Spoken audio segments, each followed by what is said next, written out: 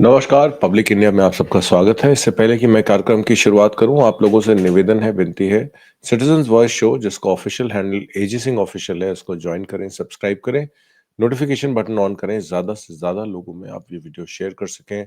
आज हम चर्चा करेंगे अदानी और अंबानी के प्रोजेक्ट्स की। अनिल अंबानी को किस तरीके से ईडी सीबीआई वाले केस में फंसाया जाता है और अदानी साहब को वीआईपीएल का प्रोजेक्ट मिल जाता है। ये सारा प्रोजेक्ट क्या है, क्या मामला है, इस पर आज हम बात करेंगे। जून 2025 में एनसीएलटी यानी कि नेशनल कंपनी लॉ ट्रिब्यूनल ने एक अदानी का पावर प्रोजेक्ट अप्रूव किया था रेजोल्यूशन प्लान के तहत, जिसमें विदर्भ इंडस्ट्रीज पावर लिमिटेड का एक 600 मेगावाट का थर्मल प्लांट बूटीबोरी नागपुर महाराष्ट्र में अदानी साहब को दिया जाता है और अदानी साहब उसको टेक ओवर कर लेते हैं। 6,700 करोड़ रुपए का प्रोजेक्ट उनको मात्र 4,000 करोड़ में मिल जाता है। अनिल अंबानी की रिलायंस पावर जो थी वो ओरिजिनली इसकी सब्सिडरी थी ये कंपनी, और corporate insolvency resolution proceedings under insolvency and bankruptcy code के चलते माउंटिंग डेट्स हो रही थी। 6,700 करोड़ रुपए की देय राशि थी अनिल अंबानी की। 4,000 करोड़ में ये कंपनी अदानी साहब खरीद लेते हैं। यहां तक तो सब ठीक चल रहा था। एक्विजिशन जो है जुलाई 7 2025 में कंप्लीट होती है। अदानी पावर जनरेशन विदर्भ की जो कैपेसिटी है 3,900 मेगावाट की है। This deal was part of VIPL insolvency process where Adani bid was selected by a committee of creditors. Committee of creditors यानी कि सीओसी ने उसको अप्रूव किया था। हाईएस्ट वाइबल ऑफर उस समय की थी। कितनी और ऑफर्स थी इसका तो मेरे को नहीं पता, पर मुझे ये जरूर पता है कि अदानी ने वो कंपनी ले ली थी। और उसके बाद ईडी और सीबीआई की इन्वेस्टिगेशन अनिल अंबानी के खिलाफ शुरू होती है। क्या है ये सारा मामला, इस पर आज हम चर्चा करेंगे। इन्फोर्समेंट डायरेक्टरेट ईडी और सीबीआई प्रोब करती है अनिल अंबानी और उसकी Reliance Anil Dhirubhai Ambani group companies की, जिसमें Reliance communication, Reliance infrastructure, Reliance power, Reliance commercial finance limited, और long standing allegations of bank loan frauds, money laundering and fund diversion. 30 October को press club of India में Cobrapost करके अनिरुद्ध बहल जी एक खुलासा करते हैं, जिसमें वो कहते हैं कि लूट वाला how Indian businesses are robbing Indian banks.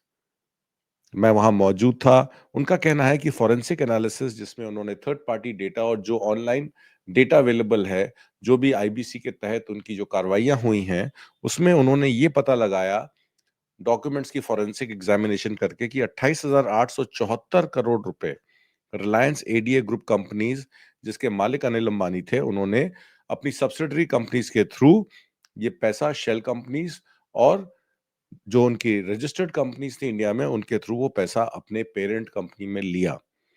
और इन एडिशन 1.53 बिलियन डॉलर यानी कि 85 रुपए के हिसाब से ले तो 13,000 करोड़ रुपए अब्रॉड से भी एडीएजी कंपनी को आए। Fraud involve siphoning of funds from 6 major listed ADA company, जिनका नाम मैंने पहले आपको बताया है, और source of the fund were bank loans, IPO money and money raise from bonds. Investigation जो कोबरा पोस्ट ने की उसमें thorough analysis of multiple official and public third party sources, ministry of corporate affairs, security and exchange board of India, national company law tribunal, reserve bank of India, court orders and information available in public domain. इसमें $750 million का emerging market investment and trading PTE of Singapore जिसको मिला, वो custody arrangement में थी emits. और वो custody arrangement जो थी वो रिलायंस इनोवेंचर के पास थी। रिलायंस इनोवेंचर जो है वो अनिल अंबानी की पेरेंट कंपनी है। ये उस खुलासे में कोबरा पोस्ट में निकल के आया, वहां तमाम प्रेस के लोग थे, उनके सामने ये प्रेस कॉन्फ्रेंस 30 अक्टूबर को की गई। उसमें ये भी बताया गया कि सब्सिडरी का फंड जो है वो रिलायंस इनोवेंचर में वापस डाइवर्ट किया गया, जो होल्डिंग कंपनी है एडीए ग्रुप की। ये शेल कंपनीज या offshore entities British Virgin Island, Cyprus, Mauritius, United States और यूनाइटेड किंगडम, सिंगापुर में स्थित हैं, जहां से ये पैसा रिलायंस इनोवेचर को, यानी कि उनके जो पेरेंट ग्रुप कंपनी है, उनकी मेन होल्डिंग कंपनी है रिलायंस इनोवेंचर, उसको पैसा वो आया। This was done by way of granting loans to subsidiary, allotment of debentures and preferential shares, and siphoning of those funds using SPVs और shell entities and then writing of the loans। यानी कि ये पैसा जो generate किया गया वो preferential shares देके जनरेट किया गया और उस पैसे को उसके बाद पेरेंट कंपनी में लेके उसको वापस नहीं किया गया। इस तरीके से 28,834 करोड़ रुपए उन्होंने एडीए ग्रुप कंपनीज का बताया और 1.53 बिलियन के हिसाब से, जैसे मैंने आपको बताया, 13,047 करोड़ रुपए, कुल मिलाकर 41,921 करोड़ रुपए साइफन ऑफ किए गए एक्सटर्नल बोरोइंग्स और इंडियन बैंक्स का, जो पैसा कभी वापस नहीं किया गया। उसमें एक बात और बताई गई कि 2008 में अनिल अंबानी साहब ने एक लग्जरी यॉट ली थी अपनी वाइफ के लिए, और उसके लिए 20 मिलियन उन्होंने रिलायंस ट्रांसपोर्ट एंड ट्रैवल के थ्रू पैसा दिया था, और ये यार्ड को पहले चार्टर किया गया, यानी इस बोट को पहले चार्टर किया गया और उस बोट को उसके बाद खरीद लिया गया। और उस समय उन्होंने कुछ ऑर्डर प्लेस किए थे, परचेज ऑफ 10 मिलियन हैंडसेट, क्योंकि रिलायंस कम्युनिकेशन उस टाइम 2G स्पेक्ट्रम में थी।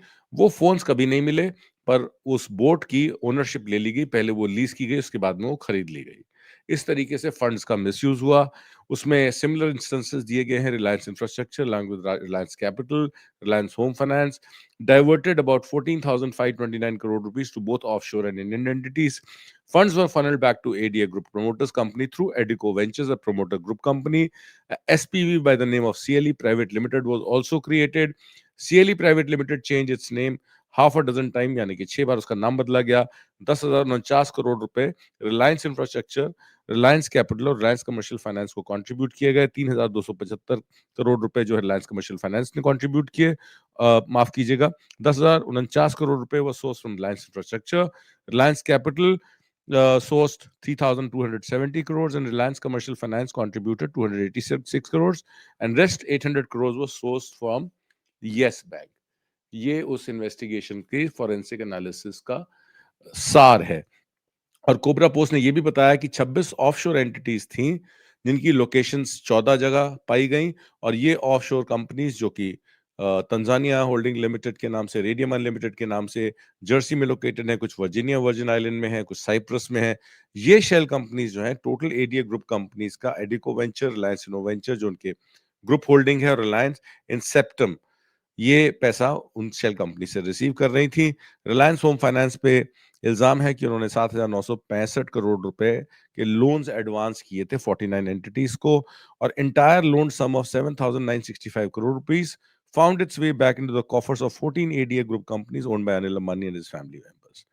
Thus, diversion funds disbursed to 49 entities was loan the company had secured from various public sector banks. यानी कि ये बैंकों का पैसा है जो कभी वापस नहीं आया, और these loans became non-performing assets, उनको एनपीए घोषित कर दिया गया।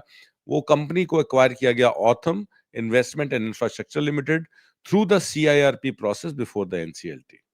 ये चीजें हैं। कुल मिलाकर 41,000 करोड़ रुपए का साइफनिंग बताया जाता है। इसमें कमर्शियल बैंक्स हैं, पब्लिक सेक्टर बैंक्स हैं, और आपकी एक्सटर्नल बोरिंग्स हैं। Public sector banks, external borings कुल मिला के 41,000 करोड़ रुपए, यानी कि 28,000 करोड़ रुपए आपका पब्लिक सेक्टर बैंक्स का, और 13,000 करोड़ रुपए एक्सटर्नल बोरिंग्स का। ये इल्जाम जो है कुबरा पोस्ट के फोरेंसिक एनालिसिस में निकल के आता है, और इसमें राणा कपूर का भी नाम आता है। Loan was granted to promoter group companies of various groups like Yes Bank, Rana Kapoor, with prime focus on Vashu Bhagnani, Indiabulls and Wadhawan control DHFL, among others. और इसमें यह भी कहा जाता है कि रिलायंस कॉर्पोरेट एडवाइजरी सर्विसेज ने 1,400 करोड़ रुपए डाइवर्ट किए inter corporate loans through cash which carried no interest. तो ये जब इल्जाम निकल के आए, तो हम लोगों ने तहकीकात चालू की कि भाई ये बताइए कि अगर ये पैसा साइफन ऑफ किया गया है, ऐसा तो नहीं है कि अनिल अंबानी देश से बाहर है। अनिल अंबानी देश में ही रहते हैं, भारत में ही रहते हैं, मुंबई में रहते हैं। वो मेहुल चौकसी की तरह या नीरव मोदी की तरह बाहर नहीं भाग गए। उनको ढूंढना या उनके एक्स्ट्राडिशन की जरूरत नहीं है, तो उनको अरेस्ट क्यों नहीं किया जा रहा? तो जब हमने कुछ अपने सोर्सेस से बात की, और उन सोर्सेस से बात करके हमको कुछ इंफॉर्मेशंस मिली, ये इंफॉर्मेशंस कितनी सही कितनी गलत है, क्योंकि केस जो है मामला विचाराधीन है, कुछ एनसीएलटी में है, कुछ सुप्रीम कोर्ट में है, कुछ हाई कोर्ट्स में है, तो हम उस पर तो टिप्पणी नहीं कर सकते। पर जो इंफॉर्मेशंस हमें प्राप्त हुई, वो इंफॉर्मेशन हम आपके साथ साझा जरूर कर सकते हैं। ईडी और सीबीआई जो इन्वेस्टिगेशंस की थी अनिल अंबानी के ऊपर, इन्फोर्समेंट डायरेक्टरेट और सीबीआई ने प्रूव किया था अनिल अंबानी और उनके Reliance Anil Dhirubhai Ambani group companies को, such as Reliance Communications, Reliance infrastructure, Reliance power, Reliance commercial finance Limited, जिनका नाम मैंने आपसे लिया है, उनके बैंक लोन फ्रॉड से, एक्सटर्नल बोरिंग्स थी, मनी लॉन्ड्रिंग और फंड डाइवर्जन, यानी कि बहुत सारी शेल कंपनीज बनाकर तरह तरह से पैसे को डाइवर्ट करना और उन कंपनीज को बाद में बंद कर देना, ये उन पे एलिगेशंस था। ये इन्वेस्टिगेशन 2017 से पहले की हैं। वीआईपीएल डील जो है वो 2017 के बाद हुई है। कहीं जाके ये डील 2025 के आसपास हुई है। प्री वीआईपीएल जो ये डील है उसकी टाइमलाइन ये है कि एलिगेशंस जो है 2019 की बैंकरप्सी जब घोषित की अनिल धीरूभाई भाई अंबानी ग्रुप में अनिल अंबानी ने, उस समय एसबीआई ने आर रिलायंस कम्युनिकेशन को 2,929 करोड़ रुपए का लोन अकाउंट का फ्रॉड घोषित किया। ये फ्रॉड कब घोषित हुआ? 2017 और 2019 के बीच में जो फ्रॉड डिटेक्ट हुआ, जो एनपीएस डिटेक्ट हुए, उनको फ्रॉड घोषित किया गया 2025 में। जून 2025 में जब सीबीआई की एफआईआर होती है, SEBI also imposed a 25 crore penalty on Ambani in 2025। उन्होंने फंड मिसअप्रोप्रिएशन का इल्जाम लगाया रिलायंस होम फाइनेंस लिमिटेड पे और उनको 5 साल के लिए सिक्योरिटी मार्केट से बाहर कर दिया। सीबीआई और ईडी का जो फोकस है वो diversion of over 17,000 crore in loan from bank like SBI, Yes Bank 800 crore, Bank of Baroda to shell companies via circular trading and evergreen. यानी पैसे का आवाजाही, पहला यहां से पैसा बाहर जा शेल कंपनियों में जाता है, ऑर्डर बुकिंग होती है और फिर वही पैसा जो है जो उनकी होल्डिंग कंपनी है रिलायंस इन्फो इनोवेंचर्स और दूसरी कंपनीज, उसमें वो पैसा साइफन ऑफ होता है। 3,000 करोड़ रुपए का एक येस बैंक का लोन स्कैम भी है जो 2017 से 2019 के बीच में पाया गया। उसमें क्विड प्रो क्यो था, यानी कि फॉर्मर सीईओ राणा कपूर ने कमर्शियल पेपर्स एडीएजी एंटिटीज को दिए, बदले में fake bank guarantees worth 68 crore rupees were submitted by Ambani linked firms for solar projects. Post VIPL escalation यानी कि जुलाई और नवंबर 2025 के बीच में जुलाई 24 को ईडी ने 35 premises across ADJ 50 ADAG linked companies पे उन्होंने क्या नाम है इन्वेस्टिगेशन की, रेड की, 25 इंडिविजुअल्स के यहाँ रेड की। अगस्त 5 को ईडी ने क्वेश्चन किया अनिल अंबानी को 10 घंटे दिल्ली में। अगस्त 23 को सीबीआई ने एक एफआईआर फाइल की, रेड डाली अंबानी के घर पे, अनिल अंबानी के घर पे और Reliance communication offices over the 2,929 crore SBI fraud, जिसपे रिलीफ अनिल अंबानी को नहीं मिला। अक्टूबर 11 को ईडी रिलायंस पावर एसएफओ यानी कि Ashok Kumar Pal in the Yes Bank case arrest कर लेते हैं। नवंबर 2 को ईडी 42 प्रॉपर्टीज अटैच करती है जिसकी कीमत 3,084 करोड़ रुपए बताई जाती है। इसमें अंबानी अनिल अंबानी का पाली हिल का मकान और रिलायंस सेंटर इन दिल्ली को जोड़ दिया जाता है। टोटल अटैचमेंट जो की जाती है वो 7,500 करोड़ रुपए की। 6 नवंबर को एमसीए प्रोब को सीरियस फ्रॉड इन्वेस्टिगेशन ऑफिस यानी कि एसएफआईओ को दे देती है। ईडी एक फ्रेश समन अंबानी को नवंबर 14 को इशू करती है और नवंबर 14 इशू करती है कि नवंबर 14 तक अपना जवाब दीजिए। नवंबर 7 CBI chargesheet yes Bank case में इंप्लीकेट करती है अंबानी अनिल अंबानी और उनके बेटे जय अनमोल को। तो ये सारा मामला 7 नवंबर तक का है, 14 नवंबर का टाइम दिया है। ईडी ने फ्रेश समन ऑफर अपना सर्विस किए हैं और अनिल अंबानी को जवाब देने के लिए कहा है। ये सीबीआई की FIR under IPC section cheating criminal conspiracy prevention of corruption act with ED invoking PMLA for money laundering, यानी कि ईडी का पीएमएलए केस भी इसके साथ जोड़ा जा चुका है। धाराएं गंभीर हैं। अनिल अंबानी पर इसकी गाज गिर सकती है। अनिल अंबानी की ग्रुप कंपनी डिनाई करती है रॉन्ग डूइंग्स। वो ये कहते हैं कि वे he stepped down from the board in 2022 and operations remains unaffected. Perceived link to Adani VIPL acquisition। अब इसको जोड़ा जा रहा है कि अदानी ने जो वीआईपीएल की एक्विजिशन की 4,000 करोड़ रुपए में, उसके बाद से ये फाइनेंशियल क्राइम्स जो हैं, जो बैंक के लॉसेस हैं 2017 और 2019 के बीच में, उसके बाद शुरू हुए हैं। और आपको याद होगा राफेल डील में यही प्राइम मिनिस्टर मोदी ने राफेल का ऑफसेट कॉन्ट्रैक्ट अनिल अंबानी को दिया था। रिलायंस डिफेंस कंपनी बनाई गई थी कुछ ही दिन पहले और उसके बाद उसका राफेल का जो सर्विस कॉन्ट्रैक्ट है, जो हमने राफेल स्क्वाड्रन खरीदे थे, प्लेन्स खरीदे थे, उसका कॉन्ट्रैक्ट उनको दिया गया। उस पे कितना काम हुआ रिलायंस एरोस्पेस पे ये तो मैं नहीं बता सकता, पर मैं ये जरूर बता सकता हूं कि इजराइल के साथ अदानी साहब का कॉन्ट्रैक्ट होता है 40% ऑफसेट में, वो डिफेंस इक्विपमेंट का कॉन्ट्रैक्ट लेते हैं। कहीं ऐसा तो नहीं है कि रिलायंस एरोस्पेस पर भी गौतम अदानी की नजर है और मोदी सरकार उनकी मदद कर रही है कुछ और डील्स हासिल करने में। इसमें मुंबई का मेट्रो प्रोजेक्ट भी है, मेट्रो रेल प्रोजेक्ट भी है। इसमें अनिल अंबानी की कैश रिच जो cash flow good cash flow companies हैं, बीसीएस, बीआईएल जो पावर डिस्ट्रीब्यूशन कंपनीज हैं, वो भी इसमें शामिल। उसमें अभी रेगुलेटर्स का पेच फंसा हुआ है, इसलिए वो भी एक्वायर नहीं हो रही हैं। कि ऐसा ना हो अदानी की डेट्स इतनी बढ़ गई हैं कि उनको कैश रिच करने के लिए या उनके कैश फ्लो इंप्रूव करने के लिए अनिल अंबानी पे जोर डाला जा रहा है, उनको बलि का बकरा बनाया जा रहा है कि उनकी कैश रिच कंपनीज भी अदानी के हाथ आ जाए। कुछ कॉर्पोरेट हलकों में इस बारे में भी बात चल रही है। पब्लिक डिस्कोर्स इसमें ये कहता है कि राइवलरी एंगल तो है ही है, क्योंकि वीआईपीएल की जो इंसॉल्वेंसी है उसको डिस्ट्रेस एसेट बनाती है, जिसको 4,000 करोड़ में एक्वायर किया, जिसकी एक्चुअल कीमत 6,753 करोड़ रुपए थी। आज एक साक्षात्कार में आर के सिंह ने भी यही कहा कि जब भी कोई कंपनी इस तरीके से सिक होती है, एनसीएलटी में जाती है, तो हमारी भी पावर फाइनेंस कॉर्पोरेशन हैं, आरईसीज हैं, हम उसमें असेसमेंट करते हैं कि अगर 40% भी रिकवरी है तो हम उसको नीलाम नहीं होने देते। तो इस केस में भी क्या इसकी असेसमेंट की गई थी इस प्रोजेक्ट की before it was handed over to Adani? R K Singh साहब क्योंकि पावर मिनिस्टर रहे हैं, वो उसके बारे में अच्छी बात बता सकते हैं। ये अंबानी के वो उसको ज्यादा बढ़ाता है, अदानी को बेनिफिट करता है। क्रिटिक्स का ये भी कहना है कि ईडी सीबीआई का प्रेशर जिस तरीके से अदानी के पावर डिफेंस सेक्टर में पड़ रहा है, पावर डिफेंस सेक्टर में एक्सपेंशन हो रही है अदानी की, ये कहीं अदानी डिफेंस को उनकी जो एएमसीए की जेट बिड है उसमें कारगर साबित करने के लिए, उनको हेल्प करने के लिए तो नहीं है। ईडी सीबीआई ने अनिल अंबानी पर आज ही कार्रवाई क्यों की? ये जून से जो मामला चल रहा है, 2017-18 का मामला, उसमें पिछले 3 महीने में अगर हम टाइमलाइन देखें तो बहुत सारी चीजें बहुत जल्दी में हुई, बहुत जल्दी में हुई हैं। इस पर भी हम लोगों को ध्यान देना पड़ेगा। ये रिवलरी तब एम्प्लीफाई हुई जब धनखड़ साहब का रेजिग्नेशन होता है, धनखड़ साहब रिजाइन करते हैं। कहा जाता है कि नायडू से कॉन्टैक्ट बना रहे थे धनखड़ साहब। चंद्रबाबू नायडू से कहना चाहते थे कि ये सरकार आपके सहारे टिकी हुई है, इस पे आप अपना जो आपका विश्वास मत है, जो आपने उनको सपोर्ट दिया हुआ है, जिस बैसाखी पे ये सरकार चल रही है, अगर आप हटा लेंगे, तो बहुत सारी चीजें ठीक हो जाएंगी। इसमें कहीं न कहीं अनिल अंबानी का भी नाम जोड़ दिया जाता है कि अनिल अंबानी चंद्रबाबू नायडू और जगदीप धनखड़ की मीटिंग फैसिलिटेट करा रहे थे, जिस वजह से ये गाज जो है अनिल अंबानी पे गिरी। हालांकि ये पॉलिटिकल क्या नाम है मोटिव का मामला है, जिसकी कभी भी पुष्टि नहीं की जा सकती। ऐसा हुआ भी है कि नहीं हुआ कह नहीं सकते, पर कुछ पॉलिटिकल सर्कल्स में, कुछ हलकों में इस बात का भी अंदाजा आया है। सबसे बड़ी बात है वो ये है कि इंसॉल्वेंसी कोर्ट्स में बीसीएस का कैश फ्लो जो है वो बहुत बढ़िया है।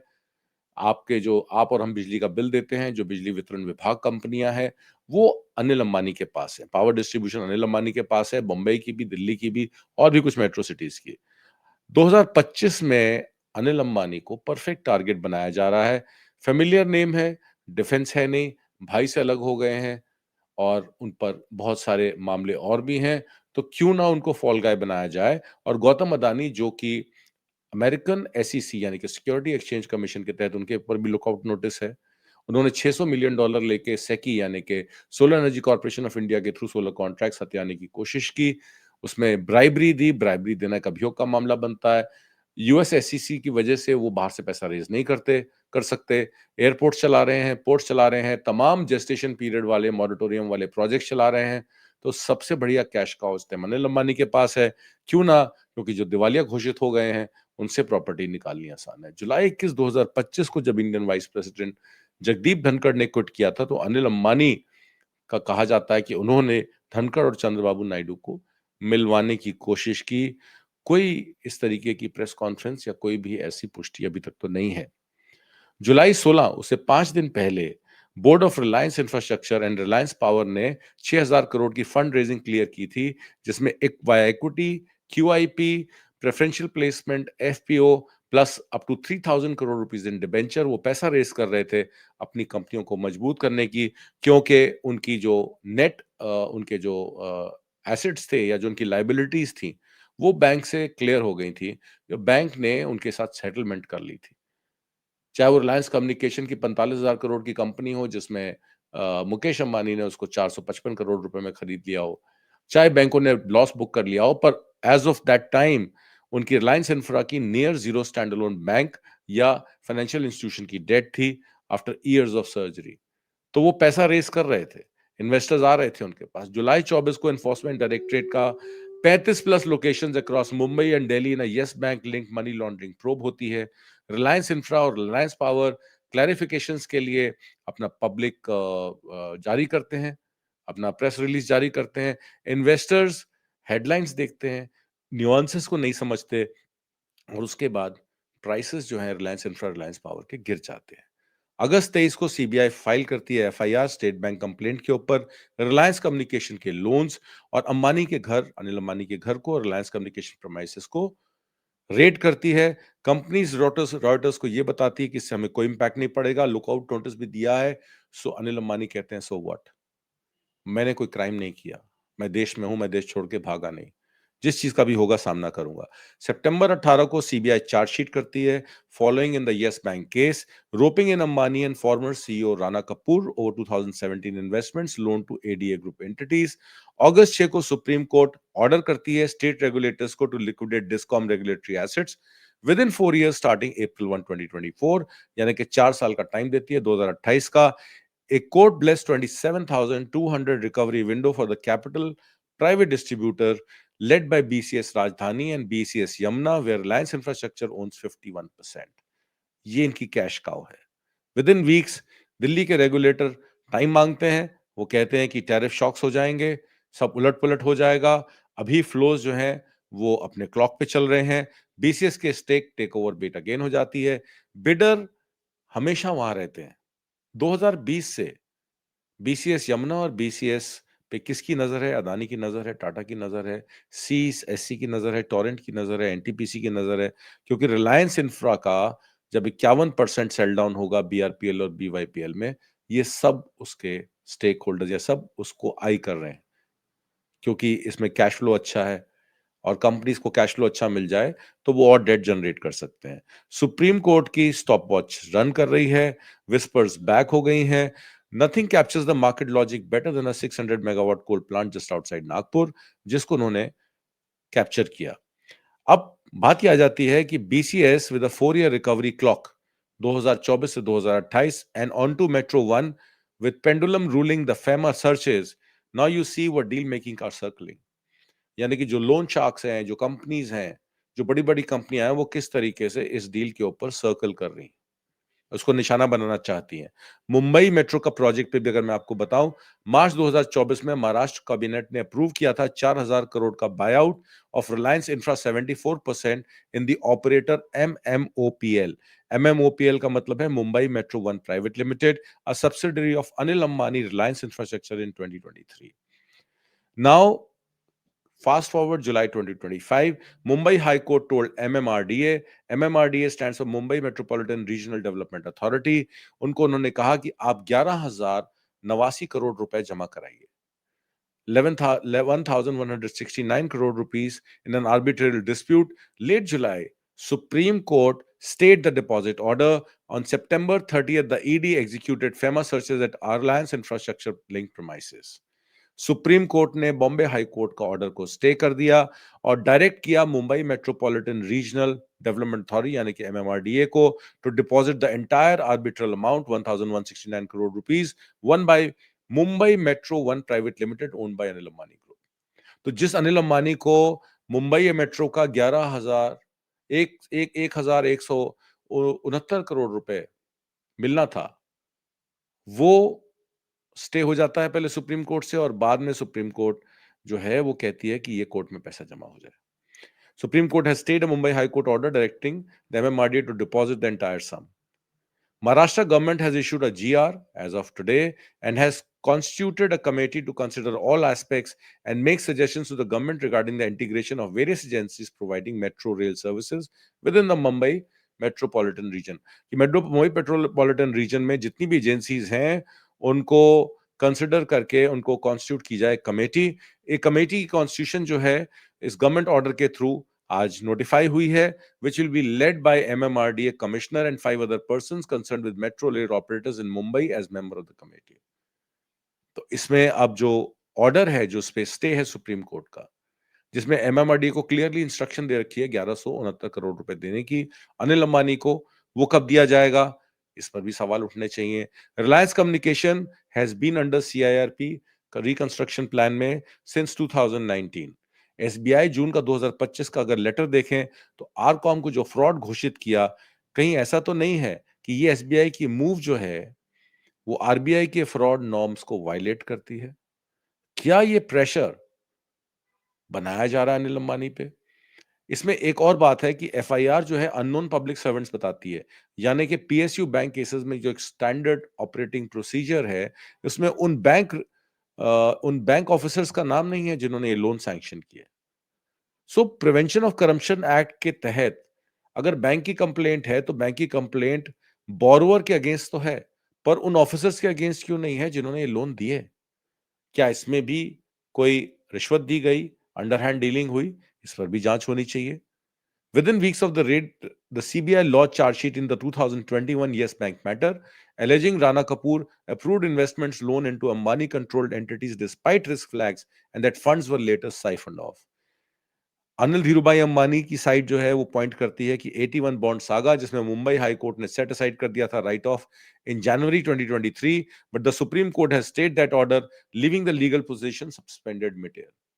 ये भी एक केस जो यस बैंक का है, उसमें सुप्रीम कोर्ट का स्टे है, जबकि मुंबई हाई कोर्ट ने राइट ऑफ को सेट ऑफ कर दिया था, यानी कि ये भी लिम्बो में है अभी केस।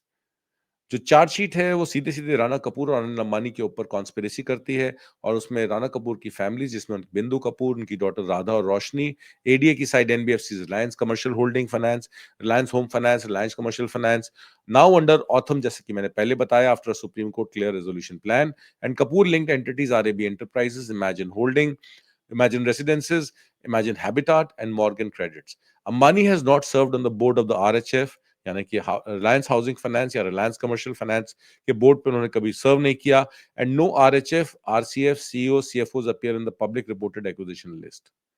एसबीआई का अगस्त 18 का जो कंप्लेंट है ऑन आरकॉम, उसको सीबीआई एफआईआर बनाया गया, ऑन अगस्त 21 सर्च वारंट इशू किए गए, अगस्त 22 रेड कैरिड आउट की गई, अगस्त 23 4 days print on transaction which were dating back to 2013 to 2017. The FIR itself names Reliance Communication Anil Ambani an unknown public servant, unknown others, but in the public record, no SBI officer is identified and no specific RCOM KMP is remunerated. Defense counsel argued that if no bank official is alleged by name, the Corruption Act other limb of a conspiracy is unclear. यानी कि पूरी चीजें clear नहीं है, आपको सब लोगों का नाम इसमें देना चाहिए। ये सारा मामला है अप्रैल 2025 में गवर्नमेंट ने जिनको स्पेशल डायरेक्टर अपॉइंट किया ईडी के। फाइनेंशियल सर्कल्स ये भी कहते हैं कि एक सेपरेट फैक्ट है कि former DG of income tax investigation Mumbai right now sits as an independent director on the board of the Adani Ports and SEZ.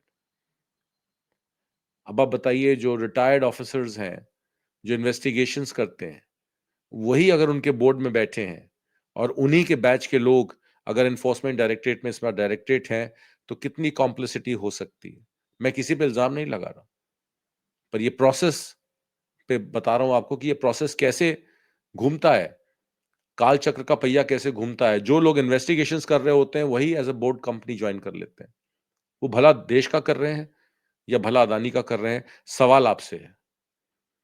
Adani power swept of Vidarbha industries power limited, 6,700 crore की company 4,000 crore में खरीद ली जाती है, और उसके बाद से अंबानी पे प्रेशर बिल्टअप होना शुरू हो जाता है।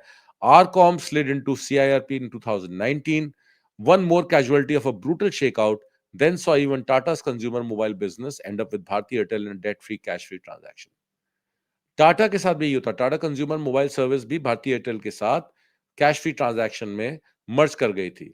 Old cases transactions become 2025 action at the SEBI 5-year market ban of 2024, and he was always going, Anil Ambani was always going to be the path of least resistance in a season of heat. सवाल ये खड़ा होता है, मान लिया रिलायंस ने default किए loans के, मान लिया रिलायंस इंफ्रा, रिलायंस पावर, जो आज अदानी जूझ रहे हैं, रिलायंस पोर्ट, रिलायंस एयरपोर्ट, जहां जो भी इंफ्रास्ट्रक्चर प्रोजेक्ट्स होते हैं, उसमें जेस्टेशन पीरियड लंबा होता है, इन्वेस्टमेंट चाहिए होती है, पैसा चाहिए होता है, पैसा रेस करना पड़ता है, external borrowings, public sector banks, pledge करनी पड़ती हैं चीजें। आपका मकान, आपके दुकान, आपके बिजनेसेस, आपकी फैक्ट्रीज, सब आपको गिरवी रखना पड़ता है। आपके बिजनेसेस, आपकी प्रोजेक्शंस, आपका एबिटा, सब कुछ, आपकी earnings before taxes for next 15-20 years are also pledge to take loans. बहुत हाई स्टेक बिजनेस होता है ये, और बगैर सरकार में बैठे लोगों की सहायता के आप ये काम नहीं कर सकते। लगता है सरकार अदानी पे मेहरबान है, अंबानी को रिलेंट करना पड़ेगा, क्योंकि अंबानी को बलि का बकरा बनाया जा रहा है। उम्मीद करता हूं आपको आज का कार्यक्रम पसंद आया होगा। कमेंट बॉक्स में जरूर लिख के भेजिएगा। हम आप तक सही सूचना सही समय पर पहुंचाने के लिए प्रतिबद्ध हैं। सिटीजन्स वॉइस शो ज्वाइन करिए, सब्सक्राइब करिए, नोटिफिकेशन बटन ऑन करिए। एजे सिंह ऑफिशियल उसका ऑफिशियल हैंडल है। मेरा नाम आत्मजीत सिंह। अब मैं आपसे विदा लेता हूं। नमस्कार, धन्यवाद।